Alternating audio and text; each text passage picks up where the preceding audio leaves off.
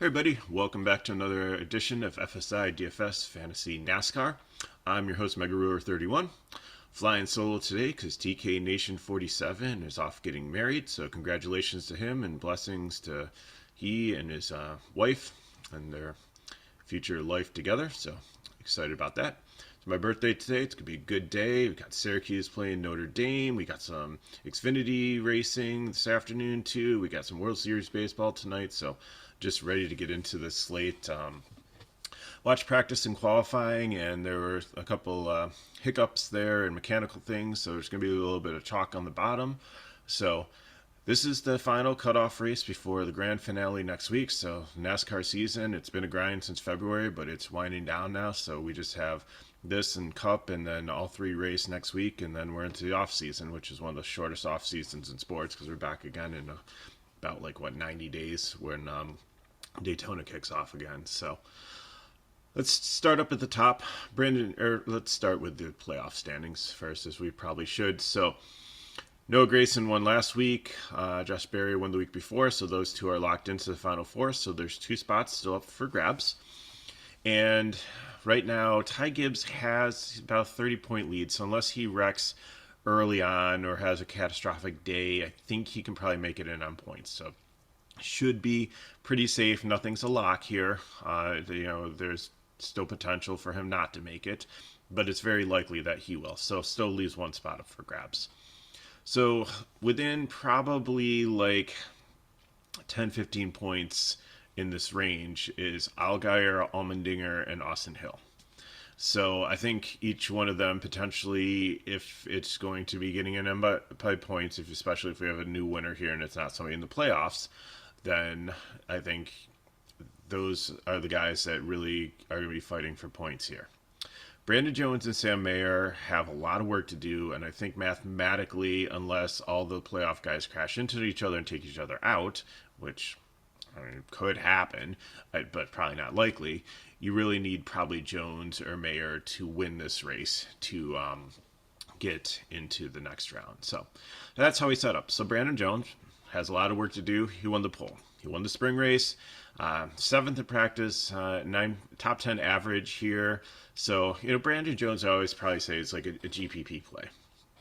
And on this type of track, I think this is where you can solidly feel comfortable with him in cash and getting out and leading early and dominating and racking up those points. And I'm not going to give you a prime play up top here because I'm just going to let you fill in that driver who you think is going to get out there and dominate, lead early. There's two guys in the middle, a couple guys in the middle of the pack that I think are, good candidates for prime play, and then I think you're going to want to build towards the back and then fill in the rest of your lineup. So I think that's how you want to really construct today. But Brandon Jones, I feel comfortable him in cash.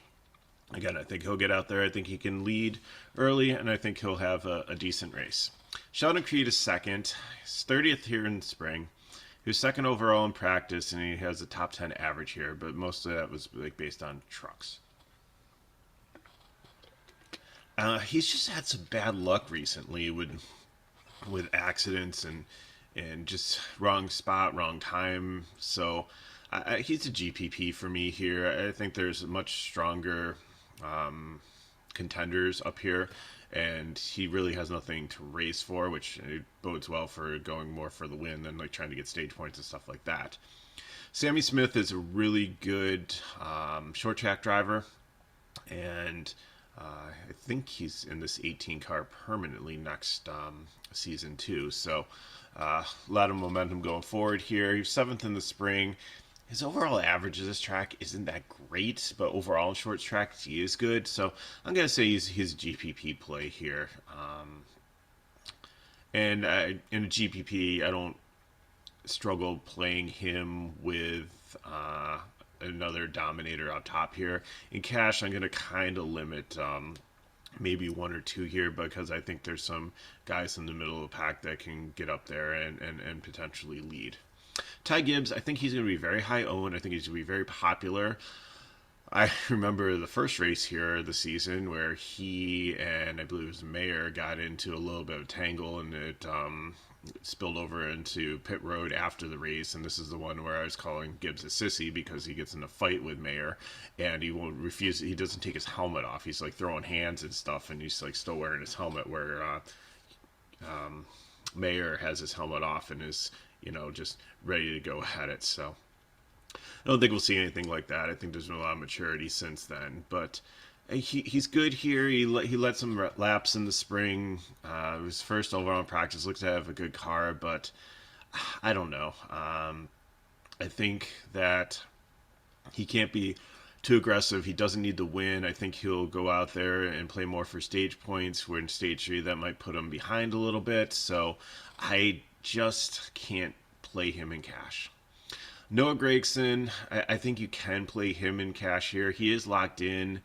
He talked about like the sentimental factor. He wants to win, obviously the championship, but just continue on his form. He's just been a monster. It's really starting to set in. He wasn't great in practice. Did a little bit better in qualifying. Spring 20th, fourth overall average in these types of tracks. So I think that he's someone that in cash, I don't know. 11.5 is hard, and I really didn't like the rest of my build, so I don't know if I'm going to quite get there.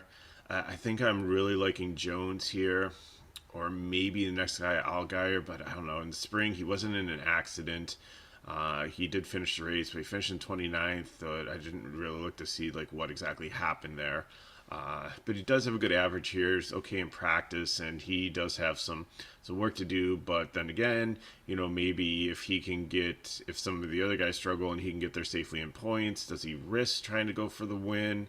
I don't know. So I'm going to let you make the decision there. So I think in your cash build, you want Jones. You can make a case for Gibbs. I think he's more of GPP, Gregson, and Allgaier. Anthony Alfredo is a fade.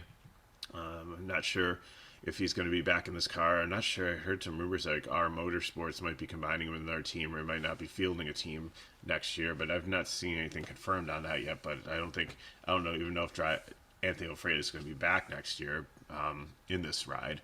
But he's a fade here. He's starting too far forward. He's like 14th in the spring and 16th in practice, but you're losing about 9 place differential points. So there's so many other better plays in the 8K range.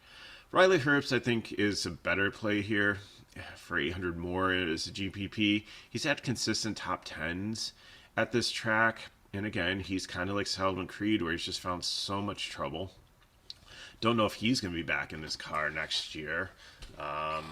He might get a better offer for somebody else or move to another car someplace. I really think that they really want to put like Haley Deegan in this ride, because she's like a Ford driver, and they really need a Ford to put her in. And I don't think they really want to put her in green light racing, although maybe in the 08 potentially, but we'll see what happens. Or the 07, but we'll see what happens there. Anyways, back to this race. So Riley Hurst, I think definitely is somebody you consider in GPP. Allmendinger, I like him in cash. The Collie cars have been fast here in practice. Third here in the spring. Last year, I think it was he and Cindric that it came down to that like photo finish where they just like ran into each other and like slid across like the finish line for the regular season title. So it was a battle there, but you have some built-in place differential here with him starting and 9th, and he could potentially get up there and lead some laps also. And he's a good road course driver, which sometimes bodes well with the braking and everything on short tracks. So he's definitely somebody I consider in my player pool. I think he'll be like highly owned also. Jeremy Clements, GPP here. He's not horrible. He's a little risky in the top 10. That's where he finished in the spring. I mean, he's 30th in practice, but obviously they figured something out for qualifying.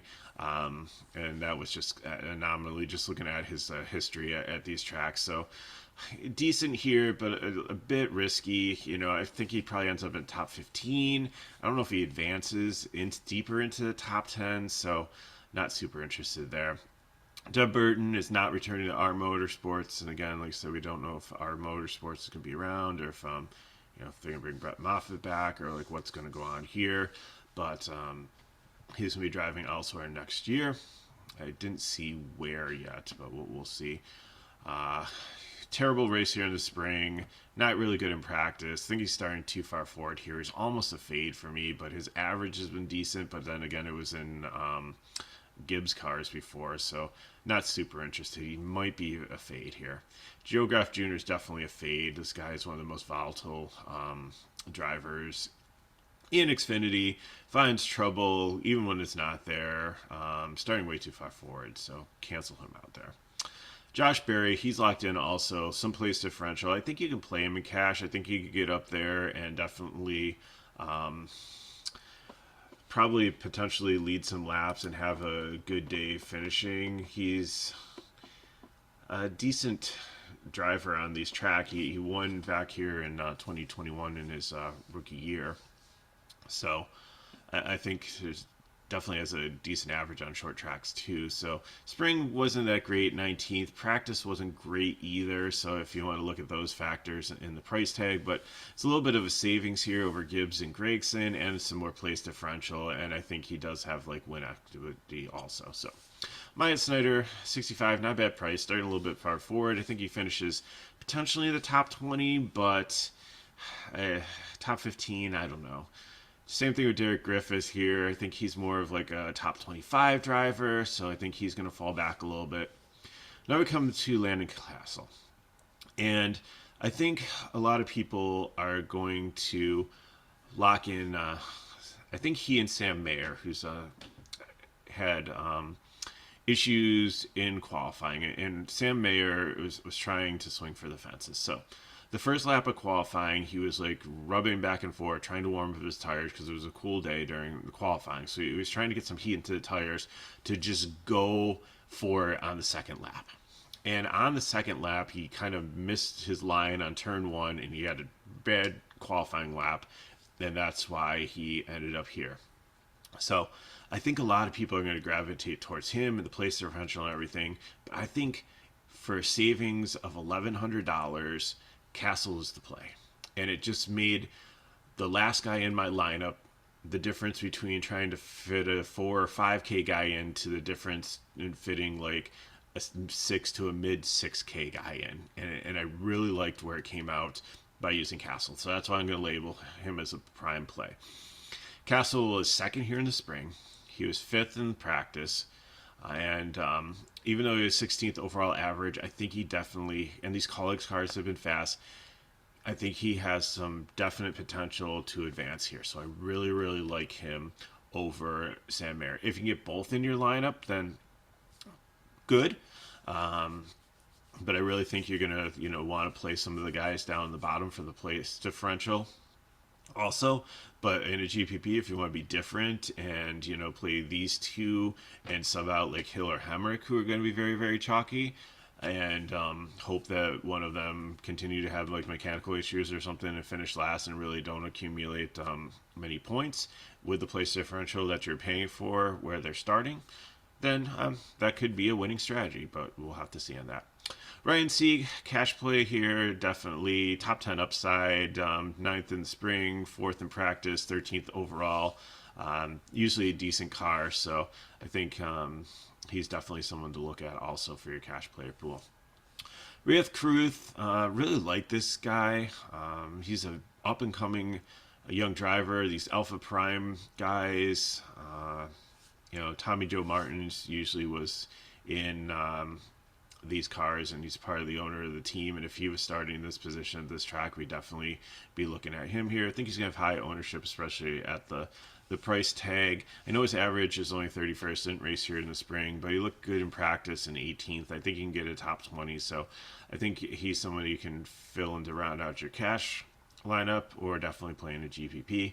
Howie DeSilvo, 36 here in the spring, 28th in practice. I think he qualified a little too far forward. I do like the Alpha Prime Racing, but I think he's going to be a fade just because I don't see him top 30, maybe top 25 is his ceiling. So don't really like it that much. Bailey Curry, I think, will be very, very popular here. 17th of the spring. He had a really bad practice and his average isn't good, but he's usually been pretty solid in this car. So even if he drops a few places, you're only paying like 5,700 for him. I'd pay the 400 more maybe for Kruth here, or say 400 and go with Blaine Perkins. But I think Curry's definitely someone that people trust in this series here. Alex LeBay, I really like this play also. 6,400, 15th in the spring, 17th in practice, 19th overall. I think he can definitely move up into potentially the top 15. He's good at these types of tracks. Definitely someone that I look to play. Sam Mayer, like I said, I already said, I think he's going to be super, super popular here.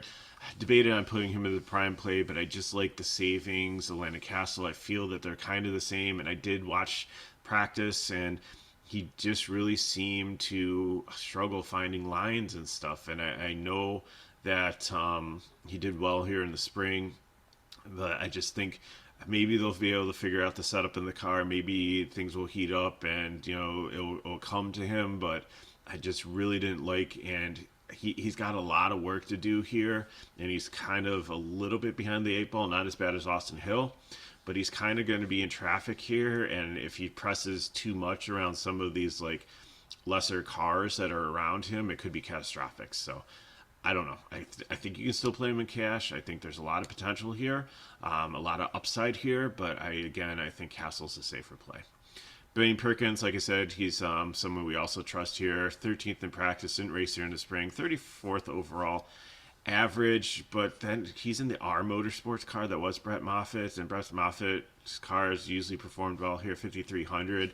I think that he's definitely somebody that you can put in your cash player pool, and the car looked like it had some decent speed in practice. So it's definitely, I know like TK and I for many times would say like we didn't really like playing Blaine Perkins, but I think since he's got into this R Motorsports car, I think a lot has changed for the better for him. Nick Sanchez, Big Machine Racing, they're supposed to make an announcement at this morning in a couple hours as who's going to drive the 48. I think that's going to be Nick Sanchez. I didn't see any like real speculation, but I mean, it makes a lot of sense. He's an up-and-coming driver from ARCA, and he's had some success this year, and I think getting a permanent person back into this car after Jay Buford didn't work out. I thought Jay Buford was a good driver, and I hope he ends up someplace again in Xfinity Truck Series, because I think he's got some talent there. But I think Nick Sanchez also does, and I think this Big Machine Racing really is one of the better small single car teams. So Sanchez here, I think he's a GPP. I think he has some upside, but I don't think that he's gonna go out there and win the race by any means. He's better than some of like the really, really cheap guys. And just looking at his numbers, like 20th in practice. So I think there's a little bit of place differential there and a little bit of floor, but not enough for me for cash. Stefan Parsons, not interested. I think he goes backwards, finishes anywhere 30th to 25th. Matt Mills, I think you can use him in a GPP. Although BJ McLeod cars aren't the greatest. They could end up several laps down. Brandon Brown, you're paying for a good driver in an okay car here. Again, I think this might be a good spot, like I said, for like if they want to keep Haley Deegan in a Ford, might not be a bad one to put her in, because this 8 car is kind of like fluctuated as kind of an all-star car with some Stuart Haas backing at some points. Probably not going to have that today. So Brown 34th in the spring race, 26th. So GPP, I think you're paying a lot for him here. He's got a little bit more potential than some of the other guys down here, but I don't know if I want to pay $1,000 more to see it. JJ Yaley, same thing, just probably going backwards. Gonna probably finish in the 30th. Ryan Vargas, 5K is not a bad price. 25th in the spring, 33rd in practice, 29th overall. Again, you're just kind of like in like a mud pit here. I just really don't like many of these ones. Chris Wright, I think, because he's in the Brandenburg car, I think that's a decent, better equipment here. Emmerling, I feel a little bit better about here, starting 30th. It's a better car than I think the JD and the MBM cars and the BJ McLeod cars that are all down here. I mean, they'd all need just like a lot of attrition here, and Vargas has just been very bad on like short flat tracks too. So not somebody really interested in. Macy Massey, I think, will be very popular here at this DGM car. Hasn't been bad. He actually has raced. He's like a permanent driver, not like a fill-in driver. So I think at 48 that he's going to be pretty popular. I have him as a medium, but I think people are just going to look at that price tag and just realize like he's not the greatest on short tracks, like 33rd, 23 overall. So there's a little bit of upside with similar tracks. So I don't think he's going to advance a ton, but 48, he's the second to last cheapest driver, and I'm definitely playing him over Chad Fincham, because Chad Fincham, this 13 could be a start in park, and then you're just going to lose like 3 points there right off the bat. Josh Williams, he's not been bad back with GGM. Like they have like a whole Beetle Josh like juice car paint scheme and fire suit, and they actually invested like some money and stuff into this, and I think he could have a good day. I think he could be a sleeper here. He's not going to go out there and win the race, but my bold call is Josh Williams top 20. I'm not putting him as a cash play, but I think I'm going to bet that today. A birthday bet here. Josh Williams top 20 today, if that's available on DK or FanDuel Sportsbook. So I'm just kind of feeling him having some success. CJ McLaughlin, he's in the Sieg car, which is good, but he just isn't really a good fast driver, and I just wouldn't be surprised me if he finished second to last, if Fincham finished last and then CJ McLaughlin was second to last. Okay, now we come to the stars of the show. Austin Hill had a mechanical issue. Say they have it fixed, they should be good to go. Couldn't run a qualifying lap. He has to advance here because of the playoffs. He has so much ground to make up here, and he's got to be patient and be careful because there's some bad drivers around here. But I think he can, if he does it right, he can cut through and carefully use his bumper. But he's got to go because this is a short track, and he's going to find himself lapped down. So there's a lot of incentive. Daniel Hemrick had a wheel hop, spun into the wall, hit the back of his car, and crushed it. So my guess is probably going to go to a backup car. I don't know if the track bar or whatever came off or something. So I doubt they get this car fixed. It's most likely a backup car, which is a Cully car. It should be fine. They should be good to go. So these two are definitely flying plays. They're going to be chalk plays. And like I said, if you want to pivot off of one of them because you think Hemrick's backup car is not being as good, or it's going to be tough to get through traffic, or it's a trap back here, and you're paying like all this money and they might not advance, but they could also do it through pit strategy if they're patient. So I think these cars are good and will definitely advance and have place differential. I think you need to have them in your cash lineups, maybe even sprinkle them into your GPP lineups and just switch up the other drivers. And then Kyle Weatherman, again, mechanical issue, could not qualify. This car has been junk at times, but this car with him in it has been very, very good. He finished 16th here in the spring in the same car. He was 40th in practice, but obviously they had a mechanical issue, so we can't really go by that. 26 overall. There's definitely some place differential here. I think he's a cash play if you don't trust it and want to pivot and go someplace else because you fear it, but he's got a floor here of 2 at least, because it's still based on a 40 car system for the DK scoring system, so he still gets a 2 no matter what. So you're never going to get any negative points away from him.